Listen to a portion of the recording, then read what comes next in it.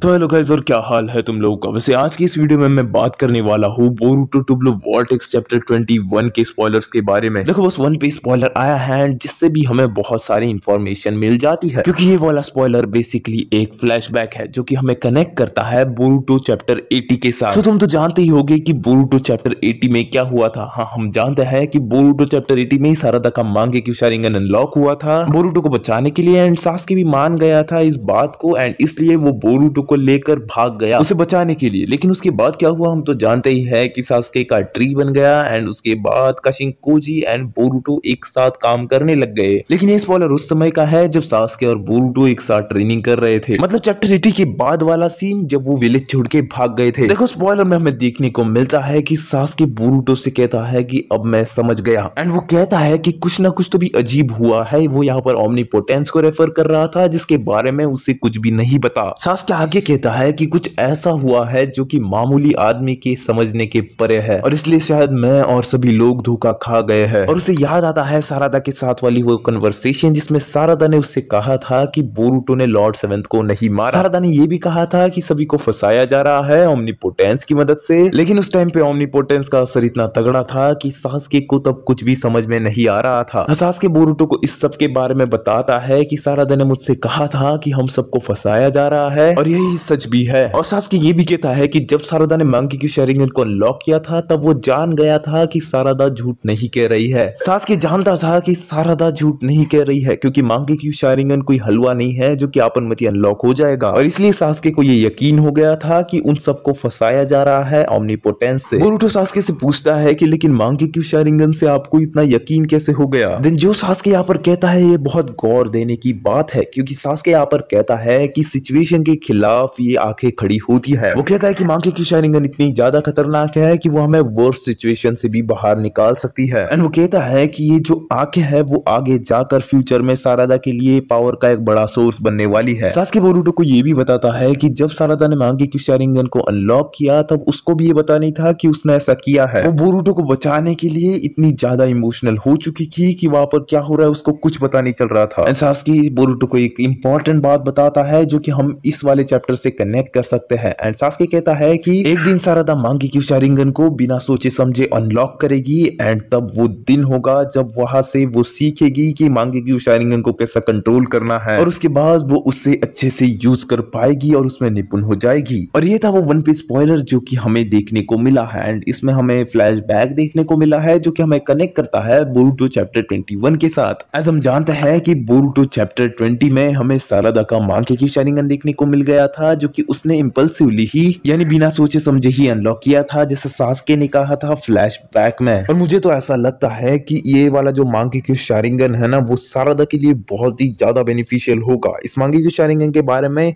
हमने एक और वीडियो बनाई रखी है पहले से ही, तुम जाके देख लो। और एक बात ये भी हुई कि तुम वीडियो देखते हो लेकिन सब्सक्राइब नहीं करते यार, सब्सक्राइब भी कर देते जाओ। देखो सारादा की मांगेक्यू शारिंगन कितनी ज्यादा ब्रोकन है इसके बारे में हमने पहले बात कर ही ली है पहले वाली वीडियो में। तो तुम इतना समझ लो कि चैप्टर 21 में आयरन सैंड के खिलाफ सारादा का मांगेक्यू शारिंगन ही सबसे बड़ा वेपन होगा, एंड वो रियू को हराने के लिए काम आएगा। क्योंकि तुम ही सोचो रियू के पास कौन सी एबिलिटी है, बस वो आयरन सैंड को कंट्रोल कर सकता है एंड अपने आप को आयरन सैंड में कन्वर्ट कर सकता है। लेकिन जिस आयरन सैंड की वजह से रियू इतना फुदक रहा है उसी आयरन सैंड को सारादा एक झटके में अगर एब्जॉर्ब कर लेगी तो इसका क्या फायदा हो जाएगा। तो इतनी तो बात पक्की है कि रियू हारने वाला है, बल्कि इस चैप्टर में हारेगा नहीं तो इसके बाद वाले चैप्टर में हारेगा, लेकिन हारेगा जरूर। लेकिन हम बात नहीं कर सकते कोनोहामारू के बारे में, क्योंकि ये बंदा मरने की हालत में है एंड ये मरेगा ही। देखो इसको कोई शिंजू में कन्वर्ट नहीं करेंगे वो लोग, क्योंकि इससे शिंजू वाला ये जो आर्क है ना वो बहुत ही ज्यादा लंबा खिंच जाएगा, एंड हमें ओत्सुकी के बारे में भी डिस्कवर करना है, तो ये कैसा नहीं करने वाले। देखो कोनोहामारू मरने तो वाला है लेकिन अब नहीं, सीरीज में कभी ना कभी तो मरेगा, लेकिन मात्सुरी के हाथ से तो नहीं मरने वाला। तो तुम्हारा बस इतना ही काम है, कोनोहामारू के लिए दुआ करो। तो चलो यार बहुत हो गई बातें, एंड आज का वीडियो भी यहीं पर खत्म होता है। तो यार वीडियो पसंद आई हो तो लाइक कर दो, एंड अगर तुम चैनल पे नए हो तो सब्सक्राइब कर दो, एंड अगर वीडियो पसंद आई हो तो शेयर भी कर देना। Bye bye.